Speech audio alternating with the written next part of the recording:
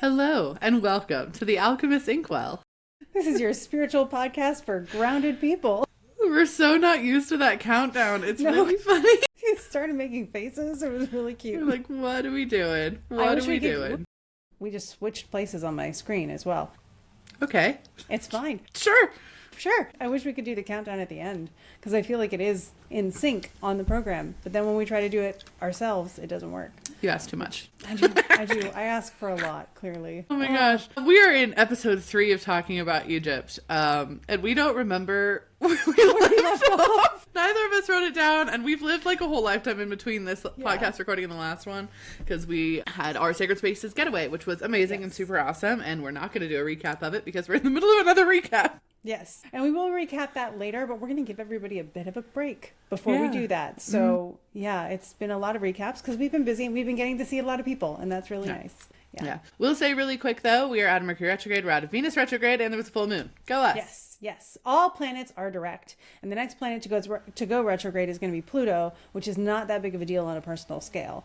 And then after that, it's like the next one we really have to think about is Mercury's next retrograde.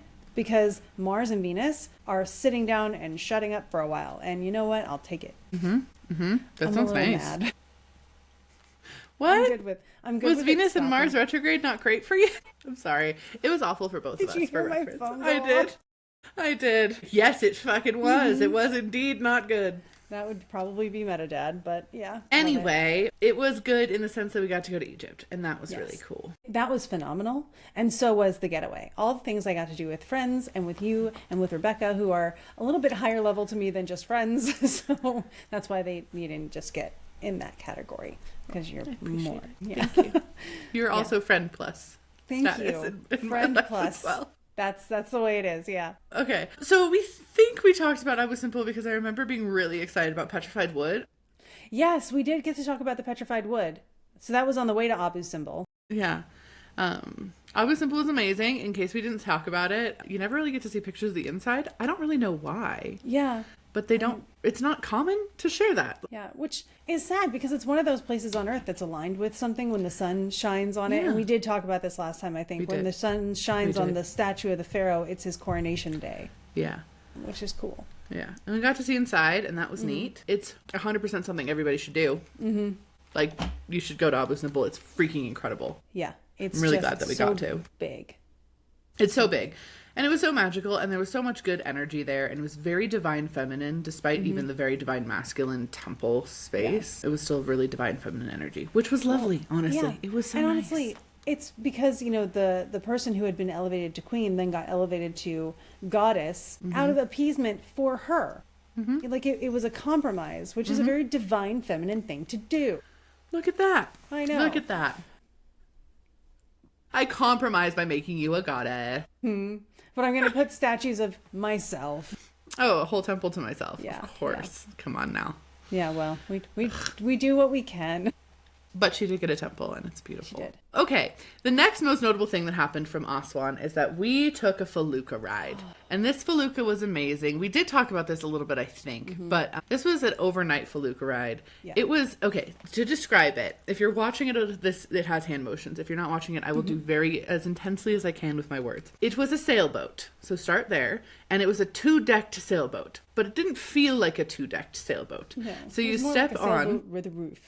Yeah, a roof that you could sit on. So you step on, and like underneath the bow, there's a bunch of storage for all of our luggage and stuff. So all of our luggage went under there. Then there was a little kitchen area and a bathroom. And then it's a like shaded, like there's like an overtop canopy situation that is hard that you can stand on.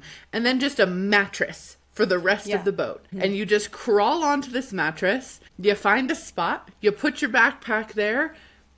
And that's it. That's what you do. That's like all there is to do on the boat. It was the most relaxing thing ever. I know. And you could go up on the top onto the roof part if you wanted. They called it the sun deck. But it was hot, so we just like relaxed. They made us 3 full coursed meals on that boat. It was magical. It was one of my favorite things I think I've ever done. Ever. Same. And it's so funny because we had just been to Philae earlier that morning. And Philae is one of the most intact temples. I think we did talk about that one already. We did. I got bribed onto the roof. The hieroglyphs moved. We got there. So we had just been to Filet, and we were like, okay, rest of the day, we're going to do workshops to take up the, because it's like all day on a falooka. And we're like, we're going to be all day with nothing to do. No, we're going to do workshops. So we fully intended on like a Q&A, star spotting, whatever. And when we got on the falooka, we were just like, okay, we're going to do all of that in like 5 hours though, because this is really relaxing. So, you know, and we got to it, but it was we did not star a spotting. priority. We did not do all of the workshops we planned. We did star spotting. We did the exclusively. Q&A. We did the Q&A. We did do a Q&A. That's true. In the dark. We did do star spotting after dinner. Before dinner. Yeah. And then they made us a bonfire. They like pulled the boat over. And I cannot describe, I took a video of this. I cannot describe the way that the Nile River looks at this point. It has like 5 or 6 currents happening all together at the same time. It's the most incredible and activated water I've ever seen. Even when I like watch the video back of the water, it's so activating, even just watching it. And every time I see like new sigils and stuff come out, and it's mind-bendingly cool. And I've been around a lot of water in my life, a lot of water. Yeah, you have. And so I'm really used to, sorry guys, I'm really used to currents and watching how currents move and those types of things, both in the ocean spaces and specifically in lakes and rivers. And this is unlike any of that. Like I can't adequately describe how fascinating it was to just look at the water. It's so deep, and like at this point it was still pretty blue, so you can't really see to the bottom at all, but oh my god, it was so neat. It was so neat. We love the Nile. You could see why in their lore the Nile reflected the Milky Way and they were kind of synonymous. I just love that idea of like this river is reflecting a river in the sky that they were looking at, and their whole as above so below comprehension of that it's just one of my favorite things. For light pollution existed. Yeah. I know. But they pulled us over onto the banks of the Nile, essentially. And it was actually the banks of an island in the Nile. And this island was a nature preserve, which was super duper cool. And they built a bonfire for us. And we ate dinner and drank wine and laughed. And they gave us Mickey Mouse blankets to sleep under, which was great, by the way. It was not too cold at all, except most of us got some mosquito bites only on like our hands or like on our faces, because that was the part like out of the blanket. And we did have really good like bug stuff. So for the most part of the day and stuff, no issue. It was just at night as we were sleeping. But one of our travelers got so many bugs alive. Yeah, she got like 75 bug bites. And they weren't bug bites. They were bug feasts. Like this thing, they were so big you could see them through her outfit. Yeah. And I felt bad because like I was the one next to her and I got like 2 bites on my wrist. Because she was a magnetic force. I was completely like she summoned the mosquitoes from the depths to come feast. Yes. She was a good sport about it. All of us were. I mean, like I said, I had like a constellation of bug bites like up my nose and onto my forehead, and then I had some on like the side of my hand. And you know, overall, I think everyone was a really good sport about it in general. But, oh my, she was munched. She was eaten alive. And then after that, we go to Karnak. And Karnak is always a big deal. Yeah. If you've watched anything or listened to anything about our last Egypt trip, obviously a lot of what we do, Karnak is a really big deal. Like, Karnak is very much energy. So much muchness. Yeah. The first time we went to Karnak, we went and we were very, very early. With the first trip, and we got to explore it. It wasn't too hot, and there's a scarab that you manifest around. That's really cool. Honestly, it's a really cool scarab of manifestation, and you essentially walk around it 7 times counterclockwise and do your manifestation with that, and it works really fast. It does. Yeah, we had people within a couple hours being like, oh, there's the thing I manifested. So. Yeah, it's super cool. And it's a whole temple complex, so it's not just like one temple. There's like 18 temples.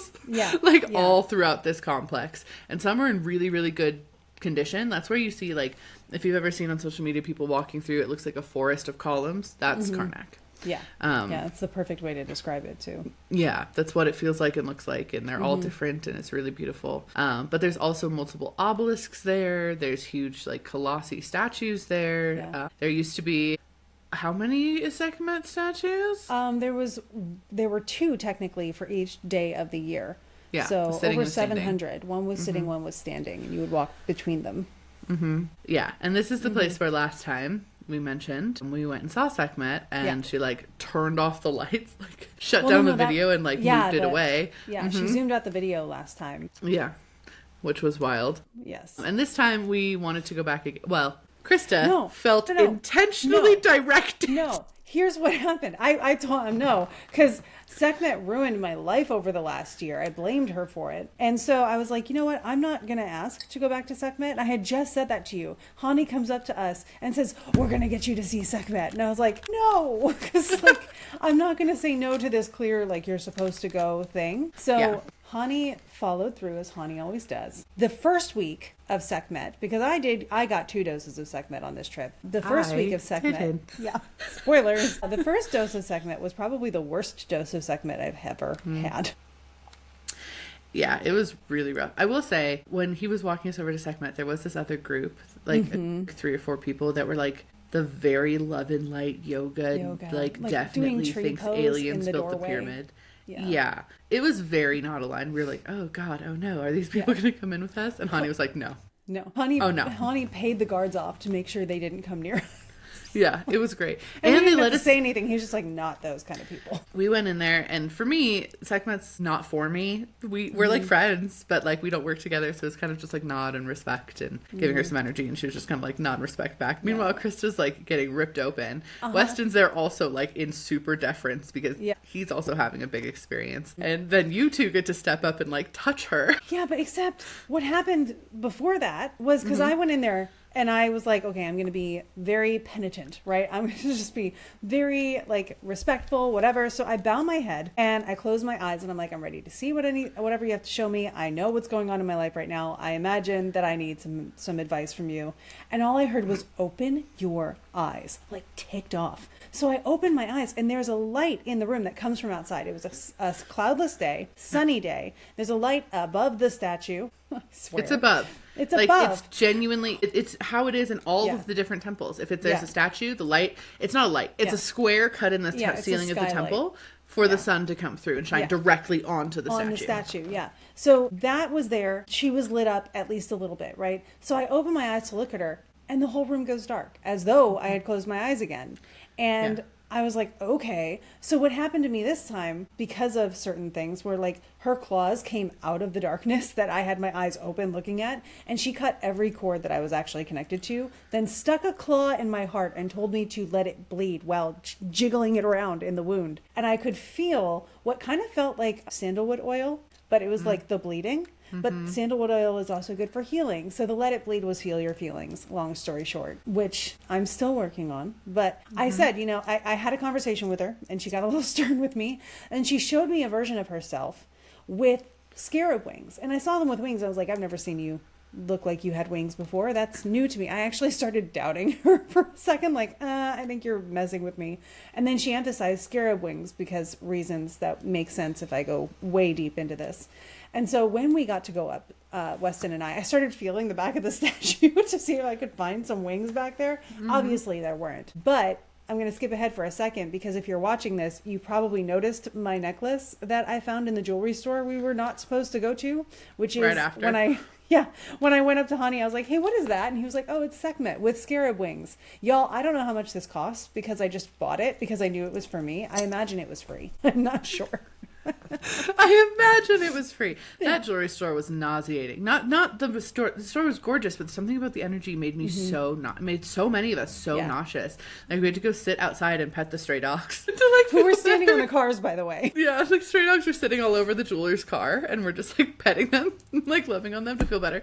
Anyway, because we had come right from Karnak from that. Yeah. I will say that I also saw all the lights go out at the same time. All that you could see was her eyes, and you can always see when you go in there, you can always see her eyes as if they are normal, like cat eyes, like staring at you. She comes to life. I'm not like joking. Yeah, you can. It's not, and with your plain, you don't have to be a psychic. It's just your normal human eyes. You can see her eyes. Like, you can see her reverberating, and the room feels so like it feels like it's overwhelmed with magnetism. Like you can almost see the air going all weird too. It's also very much outside of time. Like you feel like you fall through time, like very significantly. Yeah. That was lovely. Then we just went and took some cute pictures after that one. After the first visit with Sekhmet, and that was fun. Because, whew, that was a lot. The second time we came back to Karnak, we wanted to... Okay, really quick. There's a reason we don't let all the travelers go see Sekhmet. That's a really great point. Because I know that might sound like, why did you three just go do that? One, we weren't planning on it. Sekhmet literally through Hani was like, you're going to come do this, which was not our intention. Hani worked at Sekhmet too. Oh, he does work with Sekhmet as well. And 2, it's dangerous. Yeah. Like, I'm not being facetious. I'm not being like, well, where's just so much better. Like, that's not it at all. Like, this shit's straight up dangerous to go see. And I know people see it in like a tourist capacity. And I know their life gets wrecked up after that because it's not a chill experience, no matter how spiritual you are. It's not chill. Like, she will fuck you up. The first time my first experience with Sekhmet back in 2019, the guide that I was with said he had known someone who went in there and came out with a broken arm, spontaneously broken. And so Sekhmet's whole deal is she is going to give you the shortest distance between you and accepting whatever it is that you're avoiding. Depending on how close you are to accepting that, you're going to get the experience you need to start working on it. Throughout the next week, because I asked her, like, help me figure this out with you. So I said, give me opportunities. And I did finally figure it out, so that by the time we went there the next time, she was calling someone else. And I was the one guiding that other person to her, just me, going back to see Sekhmet so that Sekhmet could offer a message of sorts to that person. But it's very much ritual, sacred kind of feeling. And it is not, Sekhmet as a deity is not it's not the one you should be like, oh, I want that one. It's not. She will wreck you for disrespect. She's a goddess of destruction and healing, guys. Like, first comes destruction though. So yeah. And if you are working with her, don't be scared of her. We're not saying that at all. However, like, that's the reason we don't take people to see this statue. And it would ruin it. It is our job as hosts to make sure you have a good time on the trip, as well as like a safe spiritual time, as well as like get what you need. And one of the coolest things we do in Karnak is after we do the manifestation, we're like, go find what you need here. Because there's so many temples, there's so many statues, there's so many all these things that people do. They go find what they need. They have their own experiences. They discover a new goddess that wants to work with them. They end up in a different temple. Like, it's a powerful thing to do. And if we didn't do that, people would have a worse experience and not understand more of their spiritual stuff. But also, if we were like, come on, everybody, we're all going to go bribe a bunch of people to go see Sekhmet, that also would make a worse experience because, again, they're not getting what they need in that space either. Well, and it would just be so American tourist of us if we did that. And I cannot tolerate that. There are other seated Sekhmet statues there. Weston stumbled upon them the second week. There are other locations there where we know a standing Sekhmet statue had been. I took people there the second week so that they could stand in that space, channel in some of the energy if they said they were working with Sekhmet, rather than facing down the deity one-on-one. So there are possibilities, there are ways to do it, and Karnak always provides. It just does. It's amazing. I fucking love Karnak. It's one of my favorite places on the planet, to be totally honest. Also, I will say too, the reason that the statue is so potent is because statues were strategically placed along ley lines that would actually allow for deity connection. Yeah, and like most of the statues, it's like a circuit, exactly. And most of the statues in places have been disconnected from their circuit because now they're in museums. They still have powerful residual energy. Do not get us wrong there. But to have a statue in its original circuiture position is wild. That's why it's such a powerful experience there, is like all of the lines are connecting correctly to fuel this energy. Yeah, and rumor has it it's not going to be there for much longer because it's getting attention. It seems like they're going to be moving it to the new museum and disconnecting it from its place in Karnak. Which I really hope they don't, but I get why they would. Yeah, exactly. I'm on the same place. You know, it's really cool to have like an intact temple space to talk to a deity. We don't really have that very many places in the entire world, but I get why they would. I get why they would, for sure. So on the note of Karnak just being pick your own adventure, so the second time when Krista was taking one of our travelers back to go see Sekhmet, I was like, well, I'm not going to do that again. Because again, we don't work together. I don't really get a lot from it. Like, I get some release and connection and it's fine. And it's wonderful to talk to a deity. But I'm like, I'm going to go find, there's a temple of Thoth, which, by the way, spoiler, did not find this temple. Maybe next time. There's a temple of Thoth that's like over by one of the kind of gates, and we'd never really gone to that side. So I was like, I'm going to go over there. And it's right by a temple of Khonsu as well, who's the moon god. I was like, cool. And I have moon stuff. I have moon connections. I'm a very moony person. Yeah, you are. So went over there, and I was just by myself because Weston went off on his own adventure as well. So it was just me, and I ended up meeting up with, there was two of our travelers that also were over there wanting to look at the Khonsu temple. It's like, fantastic. So we all went over there and we're like looking at the temple, and I like basically, you know, bribed us behind into kind of the sanctuary part of the temple, which was really beautiful. Lots of color, lots of energy still there. And we were just kind of looking around. I was like pretty content. I was like going to go find the Thoth temple, and then the man who I had bribe to get us back into the sanctuary. I was like, come on, I have something else to show you. Like, come here. And I was like, oh, okay. And I was like, come on, guys. And like said to the other travelers. And I followed this man out through this like tiny door in the whole, like in the wall of the temple, out this tiny door and around kind of the corner to this next temple that I didn't even know was there. And we're about halfway there and I turn around and I realized the travelers did not follow me and I am now alone. And I was like, oh, cool. I guess this is my own adventure. This is my own space. On this level, like, just to be super clear, like, the men that help us, like, they do work there. Like, they have keys to stuff. Also, it's just really safe. Like, I guess is the best way I can describe it. Just to be really clear, like, it's a really safe. It's not like I was afraid of it. It was just kind of like, all right, so I'm going to get some spiritual stuff done. Like, this is a thing. And he lets me into the temple of Opet. And Opet is she's presented as a pregnant hippo. That's how she looks like in all of her depictions. But she's essentially the goddess to mothers, women, and like kind of matriarchal systems, I guess, is the best way I could describe it. Childbirth is also under her purview, but only in specific locations throughout Egypt. She was not widespread like Ra or Sekhmet or even Amen was more like widespread than her. So she's like very niche in that space. And the first thing I noticed is that we had to walk up to get into this temple, which I thought was very odd. The whole temple was locked, by the way. He had to unlock this massive gate to get us in. And I was like, okay. We go in and it's all very divine feminine, very much pictures of women and women giving birth, and the pillars had Hathor at the top, like just very divine feminine. He showed me like all these different rooms that were in there, and when we're in one of the rooms where they're showing Osiris getting put back together by Isis, I like see there's like a hole in the ground. It's like a square hole, and I was like, oh shit, this temple has a basement. That's not normal. So just gonna throw that out there first in this. That is not normal. Normally temples are built on the ground. I don't think there's a single other one that I would say had a catacomb or underneath part that we go into like at all. Yeah.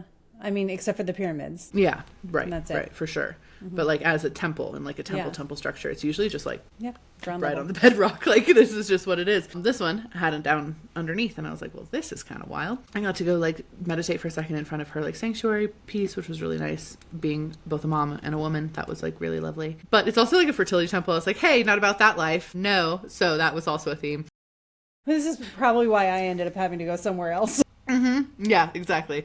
And then, he'd like take a picture, like this is the sign, like about what it's about. And it's like, okay, I didn't have a chance to read it at all. I just took a picture and then I like gave them their bribe, which was like $8. Like it was, it's not a lot, like $8 but it's like 400 Egyptian pounds. And he's like, one more thing. And he like leads me. And even his friend was like, are you sure? Like, And he's like, yeah, it's fine.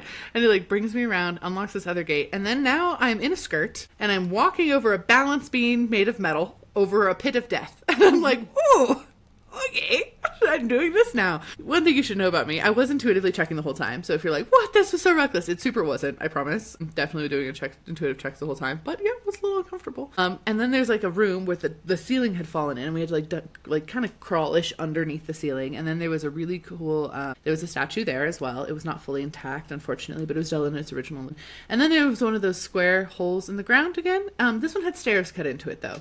And he was like, here, let me show you. And he like took my phone, turned the flashlight on, and like went down into the hole, and then came back up and he's like, your turn, and like passed me his phone. I was like, okay. And I was like, why? And he was like, meditate, go and meditate, it's sacred, go meditate. And I was like, all right. And keep in mind, I am much larger than this man that was helping me. I am a tall person. I am as close to a Viking shaped person as you can probably find. I am like 5'11". I'm not short. I'm like, okay. And so I went down into this hole in the ground underneath the temple, and it was blank walls, but it was all black granite, and it was the catacombs. It was ancient stairs. They were not modern by any means. And went down in there, and I got these visions of like priestesses coming in and out, and that it was a very sacred location, like only for them. And there was a lot of like fertility energy there. And again, I was like, not about that life, please. And it was like more like fertility of ideas and fertility of like things coming to fruition and birthing new things. And I was like, okay, cool. I probably meditated in there for like a minute, maybe, because I was fucking terrified of being in the hole in the ground. But I did get out of there, and I was really proud of it. Come to find out on later research, that is considered the birthplace of Osiris and the tomb of Amen. So that's why it has the underneath space, and it was ran only by priestesses, which was really cool. So I accidentally bribed myself into a catacomb. It was not my intention, but it did occur.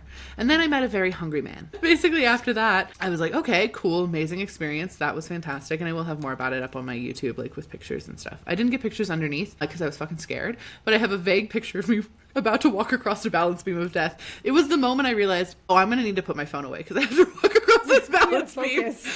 Yeah. I was like, well, this is not casual. But I walked over because there's a statue of Ramses I could see in the distance. It was this huge red granite statue of Ramses that was, again, very much off to the side from the main temple complex that I'd never gone seen. And I was like, oh, I still got time. I'll walk over there. So I walk over there, and there's a man laying in the shade. It was really, really hot that day. He's laying in the shade, and he looks at me, and remember, it's Ramadan. He rolls his head over, and he's like, hello, welcome to Alaska. It's so cold. I was like, yeah, it's so cold. Ha ha ha. And he was like, yeah, I am so hungry. I was like, oh no, I'm so sorry. I was like, you only got 6 hours to go.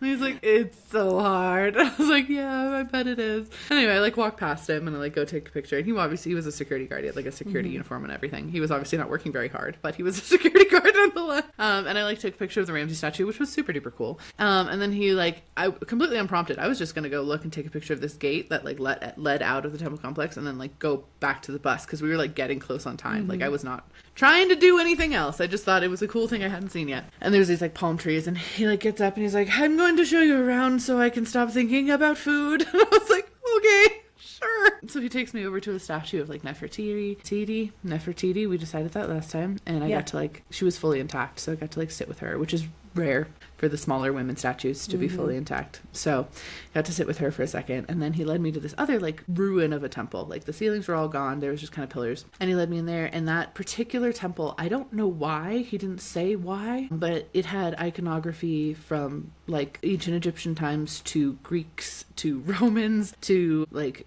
Cleopatra. There was an iconography of her in there, as well as Christian stuff later on. So I don't know why that specific temple was so important to so many religions. But it was one temple. It wasn't a bunch of little it was one, and they were all of the stuff in there. And there was just pieces of colorful wall on the ground, and there was crumbling statue pieces just everywhere. And I was like, wow. And I was taking pictures of all the little on the ground, and he was laughing at me. He was like, oh, that's so funny. He's like, you Americans look at the small stuff. I'm like, it's so cool. This is so neat. And he was like, a lot of Americans come here to feel something inside. And I was like, yeah, we do. And I was like, do you feel something inside when you're here? And he was like, oh yeah, I don't work here at night anymore. And he just kind of dropped that. And I was like, hold on, we're going to need a why. Why don't you work here at night anymore? He was like, oh, well, I used to not believe any of it. But then I work here at night, and now at night there'll be horses that run through and make no sound. And he was like, it's scary. I was like, okay. And he was like, yeah, I make my friend do it now. And one time my sandwich was here, and then I turn around and my sandwich is over there, and I didn't move my sandwich. Back to the food. But I was like, okay, yeah, I wouldn't work here at night either. He's like, no, I make my friend do it. Okay, so glad to know. And then he walks me over to this one of the big temple gates. And it's kind of a classic Egyptian structure of gates of temples are a very flat rhombus thing that you can, and there's stairs that go up the middle of it, which I didn't know, which was super cool. And he led me over there, and I'm dodging pieces of pottery on the ground, literally. And he was just laughing at me. I was like, I don't want to step on the ancient pottery, my friend. And then we get to over there, and there's a whole bottom of a pot. And I was like, oh my God, it's so cool. He's like, you can touch it. It's fine. And I was like, okay. So I'm holding the bottom of the pot, wow, this is amazing. And then I got to go up these stairs and get the view. And then he demanded his friend take pictures of me. And then his friend did not take adequate to his taste pictures. So then he took better pictures of me. And then afterwards, I gave him, the bribe too. I was like, thank you. And at this point, I'm late to go back to the bus. And I was like, here you go. I hope that buys you a good dinner. He's like, yeah, in 6 hours. And I was like, okay, I'm sorry. But at one point I asked him his name. He's like, it's Muhammad. You could have guessed. Yes. Okay, thanks, Muhammad. Yeah, so that was my Karnak experience. I accidentally bribed myself into multiple places that I did not intend to. Yeah. And that's the way Karnak rolls. Yeah, and meanwhile, Weston thought he was Sekhmet free, and he was just going to hang around that one lake, and then stumbles upon a ton of sitting down Sekhmets. A ring of 100 sitting Sekhmets. And some of these are in, the more preserved ones are in museums, but a lot of them are in their original locations at Karnak still. And that is, he was like, it was wild. I didn't know she was there. And he offered her some stones and some time. Well, can I tell the story? Because I don't know, because it's his. Yeah. It was really cool. I don't want it. It was really cool. Yeah. It was really cool. We try not to share everybody else's stuff that occurred. Yeah. I was going to say, there's a lot of experiences people had that were really cool, but they're not our stories. Yeah. I just feel weird. Yeah, that's fair. That's fair. We can ask him if he wants to come on and share his story. Yeah. But it was really neat. And we did a little bit of research. I was doing this once I came back because I was trying to look up a specific deity and fell down a rabbit hole. Turns out those exact statues of Sekhmet used to be located across the river at what is now called, for some reason, they just call it the Colossi of Memnon, even though that's not the case. No. It is a huge temple complex, but it's all in ruin because there was groundwater, like ancient ruin. Like it fell in ancient times.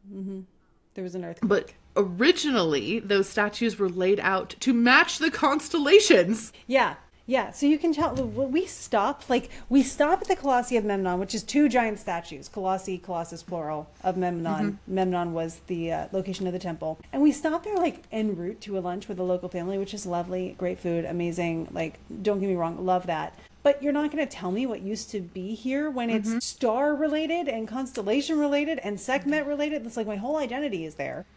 Yeah. And there's so many other types of statues that they've been digging up from there, like alligator sphinxes or crocodile sphinxes. Okay. Yeah. That's different. That's definitely different. Yeah. It's huge and super cool. I went on like a rabbit hole about this temple and I'm like, I just want to go walk. Like, you texted me about the archaeologist. I know. I guess I did.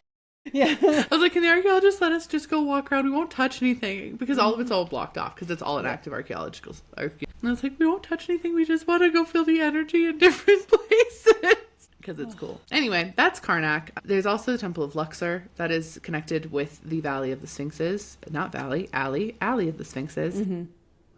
Which is really cool. It's literally a road lined with sphinxes on both sides that connects the 2 temples through the middle of town. It's amazing. The energy of it is fantastic. You feel so protected. When we did Luxor Temple twice, and honestly, it's just so damn haunted.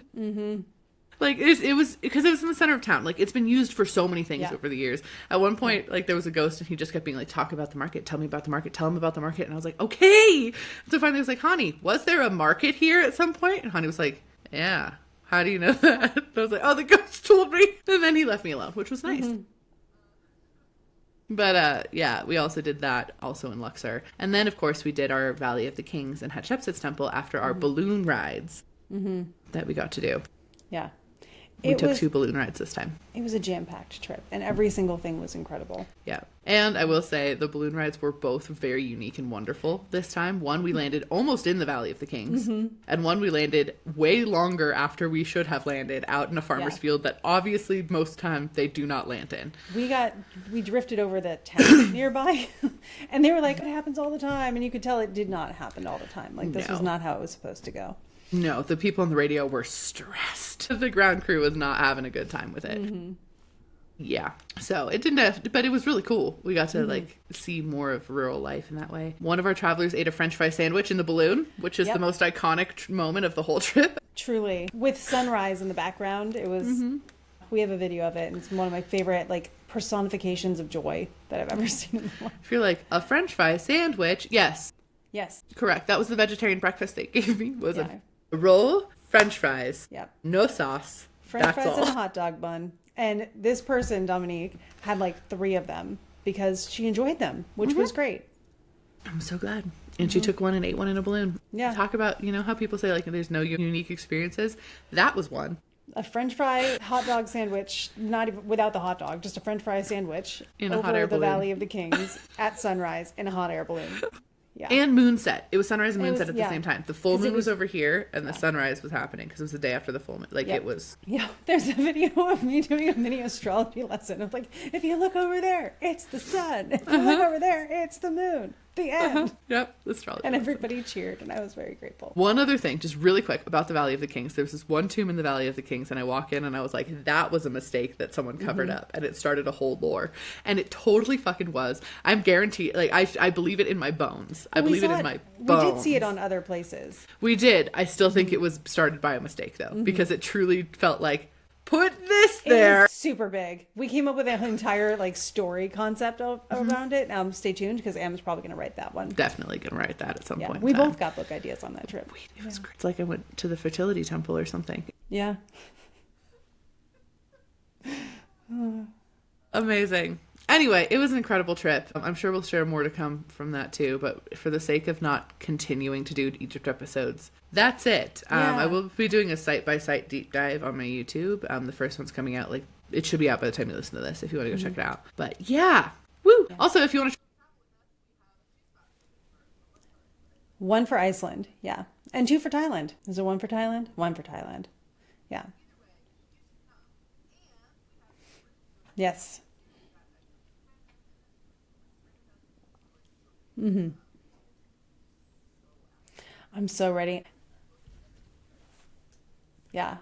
I was in the hotel after you dropped me off in Reno, and I watched the TV had, I think it was the History Channel or whatever, it was History's Mysteries, and it was about Machu Picchu, and I was really excited. We're going to go there. Come with us. Honestly, right now, it's a really good time to have these escape safe spaces. Yeah. Yep.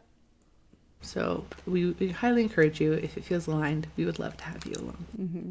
Very much so. It's what keeps my sanity intact. I'll tell you that much. For sure. And things will be very different by then. Mm-hmm. Mm-hmm. So, it'll be different. That being said, this week in astrology is a big week subtly.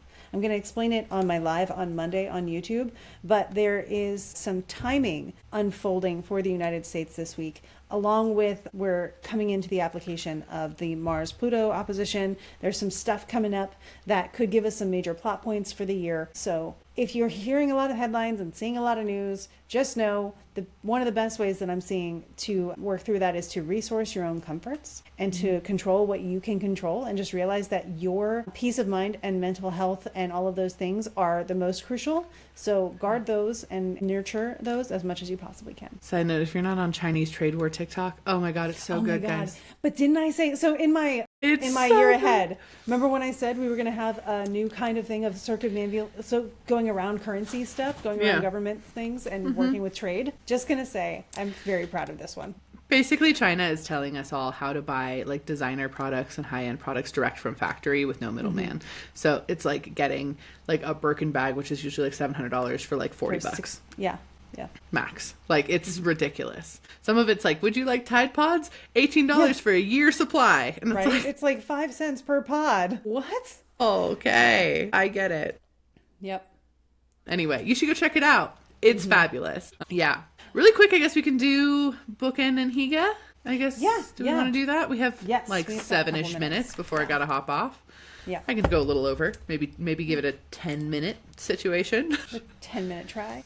I'll start with my bookends stuff. So, technically we're talking about books we read in March and a little bit into April for context, because we will be doing another bookend at the end of April, so I don't want you to be like, what are we looking at? That's what we're doing. In March, I started reading the final Emily Wilde, and then Sunrise on the Reaping came out, which is the most recent Hunger Games book, and I stopped reading Emily Wilde to read that one. One, because I fucking love the Hunger Games, that crystal book up on my shelf over here. That's one of the Hunger Games books. But 2, I didn't want Emily Wilde to end, and I could prolong it this way, which was great. That being said, Sunrise on the Reaping is one of the genuine best books I've ever read in my entire life. It ripped my heart out and stomped on it, and I recommend it to everyone. It is a love letter about the dangers of propaganda. It ties the entire series of the Hunger Games together in ways that I swear she wrote this book at the same time as she wrote the original trilogy. Like, I swear she did, because it is so beautifully done. It is so beautifully done. It is amazing. If you have not read it yet, please read it. Like, genuinely, it is so applicable to right now, but also just a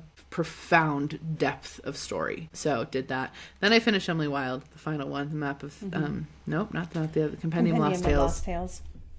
And it was also really good. I do like the ending. I did like how it ended. This one felt a little more disjointed to me than the previous ones did. It wasn't my favorite one. The second one was my favorite. Yeah, honestly, I love the first and second one probably equally. This one is kind of lower on the I loved how she ended up bringing all the characters back in different ways, which is not a spoiler. Like, she just does. Like, as you would when you're wrapping up a story. I liked that, but for some, it just didn't have the same punch as the other two did. I just think it was just a little bit disjointed, just a little. It's so worth reading. It's still a 5-star. It's wonderful, but it was just not quite the same that I wanted it to be from the other ones. I'll save my other book, the one that I'm almost done with right now, till our other bookend. Yeah, because I'm looking at mine and I'm like, Well, I already talked about Empire Shadows, Tomb of the Sun King, and Compendium of Lost Tales for March. Because it was Tomb of the Sun King. Yeah, that's true. I guess it was also Tomb of the Sun Yeah. King that I read, but we already talked about that. Yep. So I guess the one that I can talk about, even though I finished it in April, I believe, is Oathbound. I read Oathbound, the most recent in the Legendborn cycle. I hate saying this. I'm kind of disappointed. Yeah, I mean, it's fine, but it's just like there's so much time spent in one location doing nothing, but like planning for a big thing that when the big thing finally happens, I already guessed it like 30 chapters ago and have just been waiting for it. I think this book is filler to anticipate the next one. The next one seems like it's going to be the follow through that I was waiting for. So I'm not. I thought there was going to be a trilogy. I didn't realize they were going to have a fourth one. It was a heck of a cliffhanger. So there's definitely going to be a fourth one because I thought it was going to be a trilogy too until the audiobook stopped and I grabbed the book and realized they were normal pages either. So there's going to be a fourth one, and thank goodness, because otherwise I'd be sad. By the way, if you're not listening to the Emily Wilde audiobook on Audible, if you're listening on somewhere else, it does have the final chapter. It does now. Yeah. Okay. They fixed the other one too. Okay. When I first read it, because it was like right when it came out, the last chapter wasn't in the audiobook for some reason. So yeah, I'm also reading, for our book club, we're reading Circling the Elephant, which is a comparative theology book, which is really fun. Nice. Love that. I have so many books I want to read, but then I dove into a reread. That's what I'm doing right now. So nice. That's fine. Yeah, I read a book real fast over the last weekend and then jumped into a book that I'm now almost done with because I was traveling so much yesterday. So... Yeah, and I'm going to Surprise Cancun in 2 weeks. So I plan on spending a lot of time reading a certain book by a certain author on this podcast.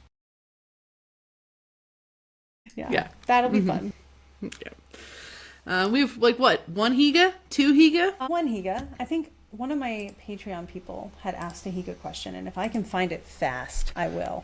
We can also save it for next time, too. Yeah. I wish the search on Patreon would let you also, search comments. That would be helpful. No. But also, where even is the search function? There it is. Not Higa. Not Higa. Hang on, because it was on Higa question. Here we go. Hunter says, we know that Abracadabra by Lady Gaga is a spell. What other songs are your favorite spell songs? What type of spells are they? And why are they your favorite? Directions from Nako and Medicine from the People. It is literally a protection spell that starts most of their concerts and their album. It is so good. It's invoking all of the spirits of all the different directions in order to, they even talk about it being a spell. It's very important that. Directions by Nako and Medicine for the People. Now We Are Free on the Gladiator soundtrack. Dang it. Em took mine. And anything by Enya also falls in that category, I think. That's Adiamus. Adiamus also. Adiamus, yep. Yeah. That's a big one. Absolutely. I will say certain songs, if you have an emotional connection to them, they're more spell-like for you anyway. Yeah. So if there's certain songs where you're like, I have one song, it was the first song that Apollo ever sent me in order to let me know that he was in fact guiding. It was a whole situation, guys. It would have taken way too long than this 1 minute we have left for me to tell you about it. Whenever that one comes on, that's a huge spell for me. That makes me feel comforted and safe. Yeah. So it's a personal one, though. One major book of spells that some people are going to hate me for. The Book of Psalms in the Bible. Massive book of spells. Used very frequently in folk magic, particularly Brahmarai and other Christian mysticism practices. They are all spells. I'm trying to think of any other songs that are big that I'd be like, oh, that's a spell. Ton. Not a ton right now. No. Anything. Most of the things, but not most of the people, but specifically directions. Yeah. I will sing their praises forever. I've seen them a lot. Do we want one more? Sure. One more. Let's do it. Speed run, and then I gotta hop off quick. Yep. Okay. Speed run. Okay. What is your first memory of each person in the room? So my first memory of you and your first memory of me. Okay. Oh man. My first memory was your face? Yeah. Okay. So first memory of you, you were liking every single comment anyone made in the author incubator group. Yeah. Which was the program we were in. Don't recommend it. So just going to throw that out there. But we were in a program together and I had not met Krista yet, but they were liking every single comment in the group. But then the first time that I actually saw you on video, you were saying that your book was already done. And the leader lady, who's not our favorite, was like, well, you didn't do it right then. And you were like, well, I did finish it though. That's the first time. My first memory of you. Yeah. My first memory of you was when they introduced you into the group. I read every introduction and I was like, oh, someone else who writes fiction. Oh my gosh. And there was a part of me that was like, they're going to write better fiction than me, but that's okay. Like, I don't know why that was my impression. I've read your stuff. I'm not surprised it was my impression, but I was insecure about it because I was like, oh no, here's this other person that's going to do what I do and like probably like get mad at me for it or something. But then, first time I saw you on, it was very brief on a call. I think I saw your face on the call more often because I would like skim through everybody there. And I remember you talking about your book. And if I recall this right, you were like, oh no, I'm actually going to do it in a fiction style. Like, no, it's actually going to be more fiction than it's not going to be. You can tell me to not do it this way, but I'm going to be doing fiction. And I was just like, bold, I love it. Because I had to write about a car accident that didn't even happen to me. Krista had to write about how to overcome trauma after car accidents, and they've never been in one. I was in a car. I was flipped over by a bus. Right. But they not made in the me same... pick that because I had helped coach someone through it because I'm a healer. And that happened to be one of the recent clients I had because they wouldn't let me do fiction. Yeah. Yeah. And I was like, I'm going to do fiction anyway. And that's where Damsel No More came from. It's an allegorical nonfiction. So it's fiction and nonfiction because I had to appease them. And also it's a good book. Like, it's very valuable. It's a very good book. It's very helpful. Yeah. But, very immersive. Yeah. So anyway, okay, well, amazing. Thank you guys for listening to our Egypt adventures. That was 3 episodes of recap. We hope you found value in it. Yeah, we'll probably talk more about Sacred Spaces Getaway on the next episode too, because that was also amazing. Yeah. Congrats on all the planets being direct. We hope you take all this energy and you 1, 2, 3, go make some magic.